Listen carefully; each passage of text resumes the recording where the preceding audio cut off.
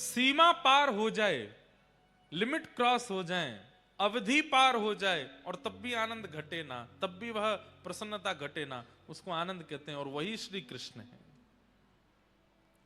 पानी पूरी अच्छी लगती है, 10 पानी पूरी खा लो, 11 खा लो, 12 खा लो, 13वीं 14वीं में यम दिखने लगेंगे, ठाकुर जी नहीं दिखेंगे।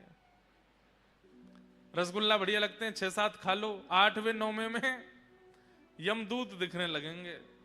वो रसगुल्ला ही यमराज जैसा लगेगा, भैया अब मत दो, ले जाओ, अब नहीं खाना। पर ठाकुर जी की भक्ति, ठाकुर जी की कथा, 3-4-5 घंटे निकल गए अगर कथा सुनते सुनते, उसके बाद घड़ी देख के चौंक जाएंगे, अरे 5 घंटे हो गए, मैं बैठा ही हूं, मैं सुन ही रहा हूं, मैं कैसे सुन सकता हूं। और उस समय पर अपने आप पर आश्चर्यचकित होकर के आपके नेत्रों से अश्रुपात हो जाए, वही आनंद है, वही श्री कृष्ण है। जहां अवधि पार हो जाए फिर भी सुख लगे, वही श्री कृष्ण। ऐसे भगवान के 3 रूप हैं, सत्य, चैतन्य और आनंद। 3 भगवान के कर्म हैं, विश्व की उत्पत्ति, पालन और संहार। उत्पन्न करना, फिर उसको पालन करना, अंत में संहार कर देना। तापत्रय विनाशाय, 3 प्रकार के तापों का जो नाश करते हैं, ऐसे श्री कृष्ण को हम बारंबार प्रणाम करते हैं। श्री कृष्णाय वयम नमः। बंधुओं, महात्म की चर्चा में सबसे पहले सौनकादि ऋषि 88,000 सौनकादि ऋषियों ने सूत जी महाराज से प्रश्न किया, भगवान भगवत प्राप्ति का कलिकाल में सर्वोत्कृष्ट साधन क्या है? ठाकुर जी को प्राप्त करने का कलयुग में सबसे श्रेष्ठ साधन क्या है? तब श्री सूत जी महाराज कहते हैं, श्रीमद् भागवती वार्ता, भागवत की कथा। आप चाहे हम खुद अनुष्ठान करते हैं, खुद यज्ञ करते हैं, खुद सब कुछ करते हैं, पर सबकी एक अवधि है, उतना ही करते हैं, पर बाकी के समय केवल और केवल कथा में ही रहते हैं। श्रीमद् भागवत की कथा सुनिए और उसको पालन करने लग जाइए, इसी से ही ठाकुर जी मिल जाएंगे। तत्श्रवण प्रपठन विचारण परो भक्त्या विमुच्येन नरः। भागवत जी का आश्रय ले लीजिए, कथा से ही ठाकुर जी मिल जाएंगे। एक काशी में ब्राह्मण थे, बचपन से ही उनको भागवत जी पढ़ने का शौक लग गया। बताओ, ऐसे शौक लगे तो कितना अच्छा। वही भागवत जी हैं, लेकिन एक आश्चर्य की बात है, हर बार भागवत जी का अध्ययन करने में आपको नहीं लगेंगे। ये भागवत जी का आधुनिकता है। जितनी बार आप सुनोगे, जितनी बार आप पढ़ोगे, जितनी बार आप अध्ययन करोगे, उतनी बार भागवत जी नवीन हो जाती हैं। पुरा अपि नवम इति पुराणम, इसीलिए पुराण है। और पुराण भी नहीं है, महापुराण है। तो काशी में एक विद्वान रहते थे, बचपन से उनको भागवत जी पढ़ने का शौक लग गया। अब तो ऐसा शौक लगा, उठते बैठते चलते फिरते बस उनको यही लगता मैं कहीं एक आसन लगा के बैठ जाऊं, भागवत जी पढ़ूं। परिवार के बच्चों के साथ खेलने भी जाते तो बच्चे खेलते, वो बैठ के अपने भागवत जी पढ़ते रहते। सब लोग गंगा स्नान के लिए जाते, वो गंगा स्नान करके तुरंत भागवत जी पढ़ने लगते। सब ब्याह में गए, वो पीछे बैठ के भागवत जी पढ़ते रहते। इतना भागवत जी के प्रति आदी हो गए कि कोई और कामकाज उनको भाता नहीं था। घर वालों ने कहा ब्याह करा दो इसका, अपने आप बुद्धि ठिकाने आ जाएगी। कोई काम नहीं करता, धंधा नहीं करता, पूरे दिन ये किताब सी पढ़ता रहता है। किताब नहीं है, साक्षात कृष्ण है भागवत जी। घर वालों ने विवाह करा दिया। विवाह के बाद भी वही बात है ना, ठाकुर जी जिसको पकड़ ले वो कैसे भी नहीं बदलेगा। विवाह के बाद भी भागवत जी को नहीं छोड़ा। रात्रि में नींद खुल जाती है तो उठ के हाथ मुंह धो के आचमन करके भागवत जी पढ़ने लगते हैं। सुबह उठते हैं तो भागवत जी पढ़ते मिलते हैं, दोपहर में तो भागवत जी। पत्नी भी कुछ दिन तो सहती रही, उसको भी लगा ये कुछ करते धरते नहीं। एक दिन पतिदेव से कहा, गृहस्थ आश्रम में आ गए हैं, थोड़ा कुछ कार्य धंधा भी किया कीजिए। देवी हम आपसे एक सत्य बात कहें। बोले क्या? हम और सब कामों में नालायक हैं, नहीं कर पाएंगे। आप देख लो, कुछ आपको भाई तो कर लो घर चलाने के लिए, हमसे नहीं होगा। आजकल की कन्या होती तो छोड़ के ही चली गई होती, पर पुराने भारत के बोले अब क्या करें, हम ही कुछ करते हैं। तो वो घर घर जाती, भोजन बनाती और उससे जो वेतन मिलता उससे घर चलता था। पतिदेव कुछ नहीं करते। चलने लगा घर, 2-3 बालक भी हो गए, लेकिन भागवत जी के प्रति मोह घटा नहीं।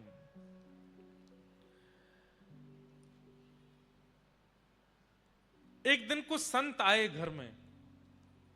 अब इतनी कमाई तो होती नहीं थी पत्नी की, थोड़ी बहुत होती थी जिससे कि बच्चे और ये लोग प्रसाद पा लेते थे। आज का प्रसाद पा लिया, नया राशन शाम को लेके आना था बाजार से। उसी बीच में संतों की टोली आ गई। और प्राचीन भारत में संत जन बता करके पूछ करके नहीं आते थे, बस आ जाते थे। और द्वार पर आकर के बस प्रार्थना भी नहीं, द्वार पर आकर के बस कहते थे कि हम इतने संत हैं, हमारी व्यवस्था करो। अब घर, उस समय के भारत के लोग पूछते भी नहीं थे, व्यवस्था करते थे। संत आए, संत आ गए, आकर के घर में बैठ गए। पत्नी ने प्रणाम किया, पतिदेव भी आए, प्रणाम किया दोनों ने। बोले भगवान बड़ी कृपा, बोले हम 12 मूर्ति संत हैं, अयोध्या से आए हैं काशी दर्शन करने। आपके घर के बाहर तुलसी वन देख करके, गैया देख करके हमको लगा कोई विप्र ब्राह्मण हैं, हम 12 संत प्रसाद पाएंगे, तैयारी करो। अब पत्नी दौड़ी रसोई में, पीछे से ब्राह्मण देवता भी आए, देवी बनाओ। बोले कहां से बनाए, सब तो खत्म हो गया, राशन लेकर के आना है। तो बोले 2 पैसा ले आए राशन। बोले कहां से दें, सब खर्च हो गया इस महीने का, इस महीने की पगार अभी मिली नहीं, कल मिलेगी, फिर राशन आएगा, फिर बनेगा। पत्नी तो व्याकुल हो गई, मैं हमेशा संभाल लेती हूं, इस बार आप संभाल लीजिए कुछ।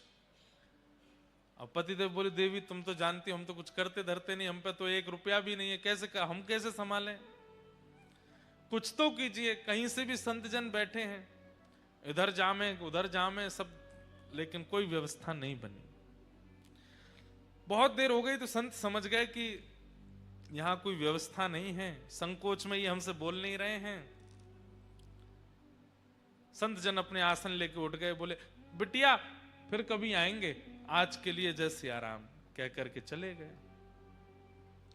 लेकिन आज इतने वर्ष बाद आज उसको बड़ी ग्लानि हुई और अपने पति से लड़ने लगी। आज आप भी अगर कुछ काम धंधा कर रहे होते तो घर की इतनी बुरी स्थिति नहीं होती।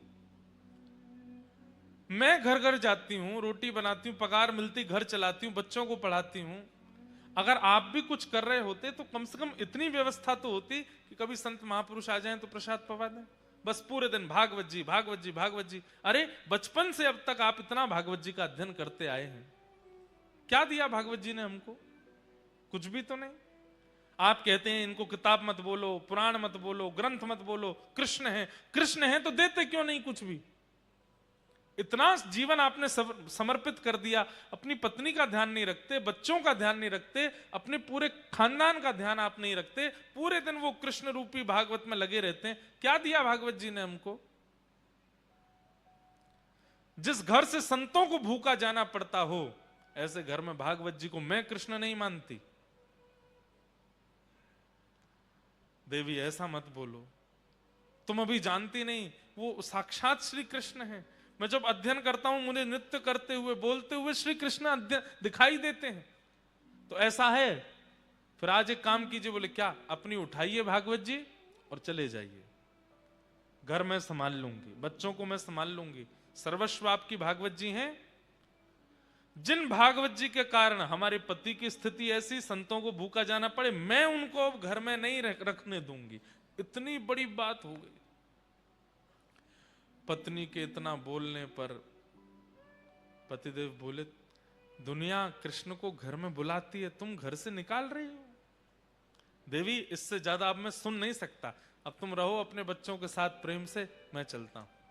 अपनी पोथी उठाई और रोते बिलखते ब्राह्मण देवता मेरे कृष्ण हैं, मेरे ठाकुर जी हैं, हृदय से लगा करके निकल गए। गंगा के तट पे जाके बहुत रोए, बोले मुझे कुछ भी बोल देती, मेरे को मार भी दे, पीट भी दे, मैं सह लूंगा, हे ठाकुर जी, हे भागवत जी, आपके लिए क्यों कहा? मुझसे ये सहन नहीं होता।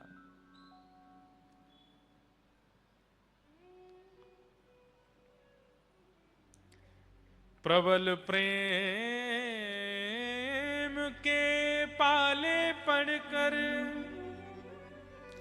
हरि को नियम बदलते देखा, अपना मान टले टल जाए, पर भक्त का मान न टलते देखा।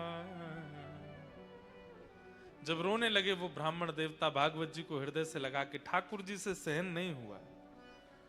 ठाकुर जी मन में विचार करने लगे, भैया ये 40-41 वर्ष के हो गए ब्राह्मण, और जब से इन्होंने होश संभाला तब से केवल भागवत जी का ही अध्ययन किया, भागवत जी का ही पाठ करते हैं, कुछ काम कुछ भी नहीं, सब कुछ मुझे अर्पित कर दिया, और आज भागवत जी के लिए 2 शब्द गलत सुन के घर से ही निकल गए। मैं जाऊंगा। और काशी में छोटे से गोपाल जी प्रकट हो गए, और प्रकट होकर के ऊंची धोती पहन करके, सिर पर बढ़िया स्वाफा बांध करके, और बढ़िया कजरारे नेत्र हैं ठाकुर जी के, हाथों में कड़ूला पहने हैं, पैरों में सुंदर पाजेब पहनी है, कमर में करधनी पहनी है, गले में कंठा और एक सुंदर बगनखा पहना है, कानों में छोटे छोटे सुंदर हीरे के मोती हैं। ऐसी अद्भुत छवि ठाकुर जी की, लेकिन अपने सिर पर डलिया लेकर के कुछ बेचने वाला व्यक्ति होता है, ऐसे बनकर के निकले।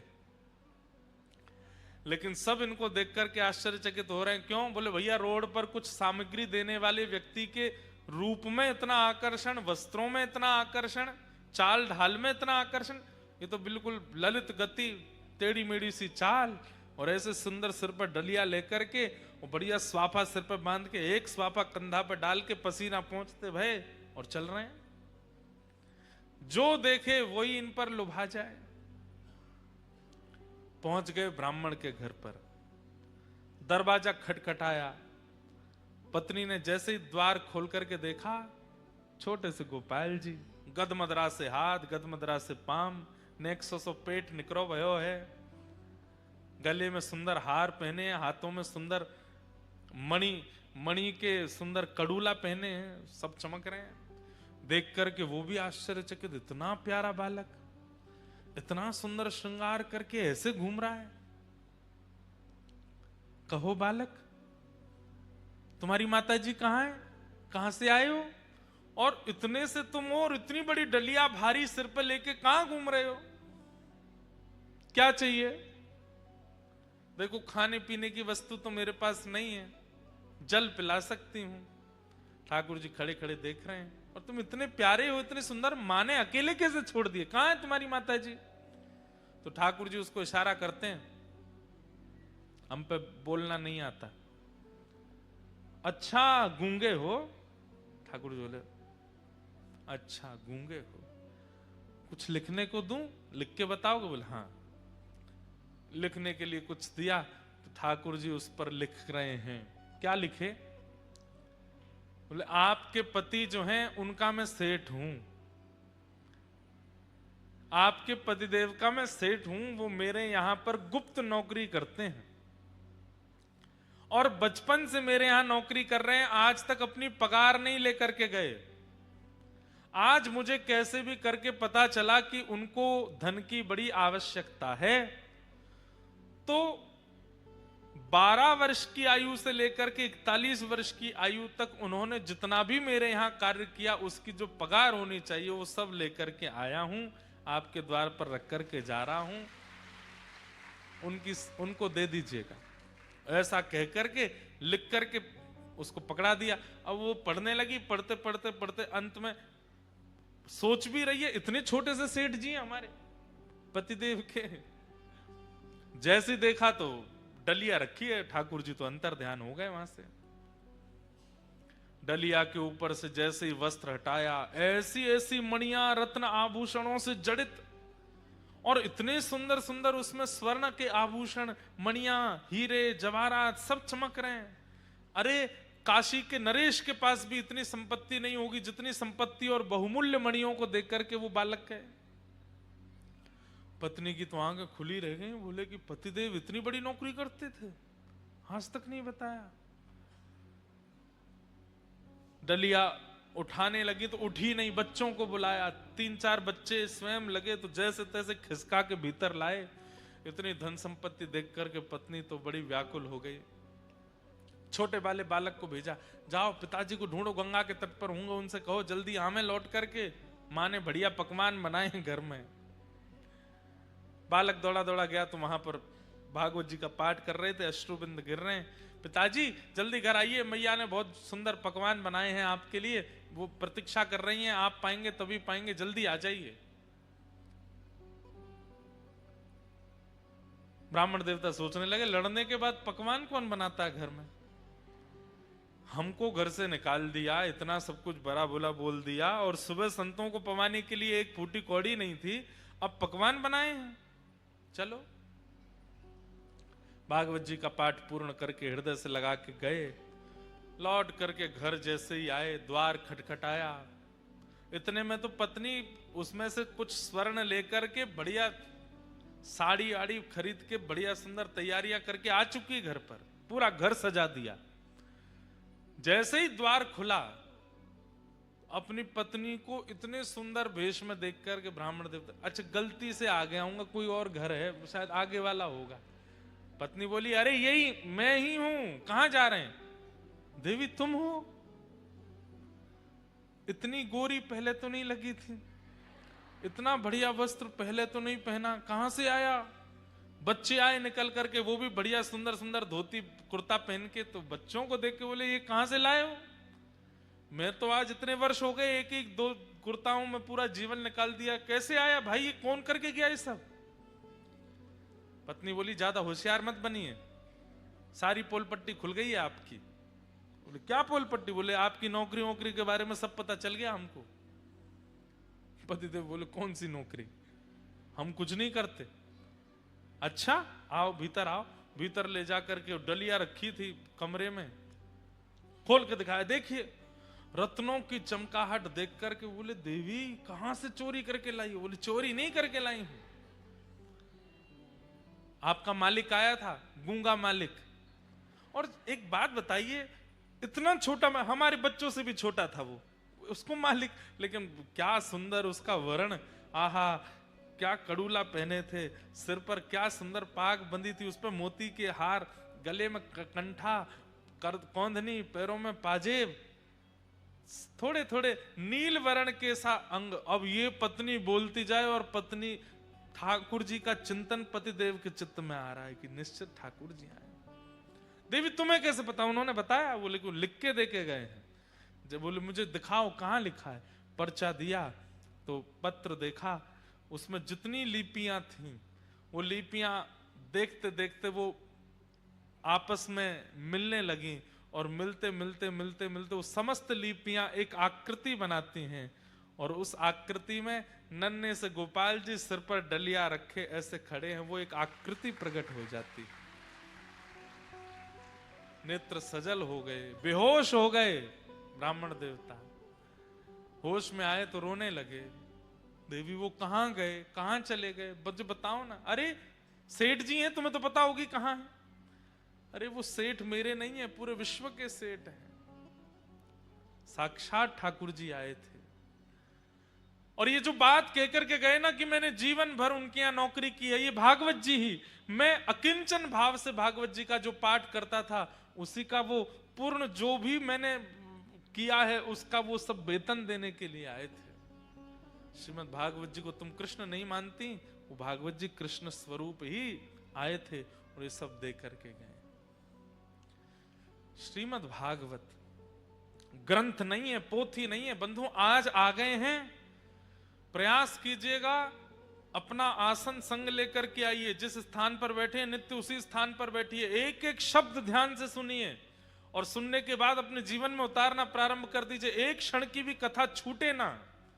आप अनुभव करेंगे 8वें दिन से ही स्वप्न में, अनुभव में, किसी कृपा से ठाकुर जी की अनुभूति होने लग जाएगी। भागवत जी की ऐसी कृपा है। श्रीमद् भागवत साक्षात कृष्ण की प्राप्ति कराती है।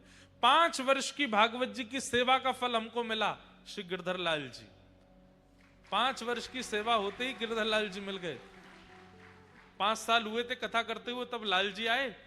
उसके बाद 5 साल और हो गए, 10 साल हो गए। अब 5 साल होते ही अब जनवरी में श्री जी भी आ जाएंगे, तो श्री राधा गिरधर लाल हो जाएंगे। हम तो अपना प्रमाण दे रहे हैं कि हमें 5 वर्षों में ठाकुर जी कुछ कुछ प्रदान कर देते हैं अपने रूप को। आपको नहीं देंगे, सबको देंगे। भागवत जी कृष्ण है। सूत जी महाराज कहते हैं, काल अव्याल मुखग्रास त्रास निर्णास हेतवे श्रीमद भागवतम शास्त्रम कलौ कीरेण भाषितम। भागवत जी ही कलयुग में कृष्ण प्राप्ति करा सकती, उनका आश्रय ले लो। तब पूछा गया कि इन भागवत जी का आश्रय किसने लिया है, कृपा कर उनके बारे में बताओ।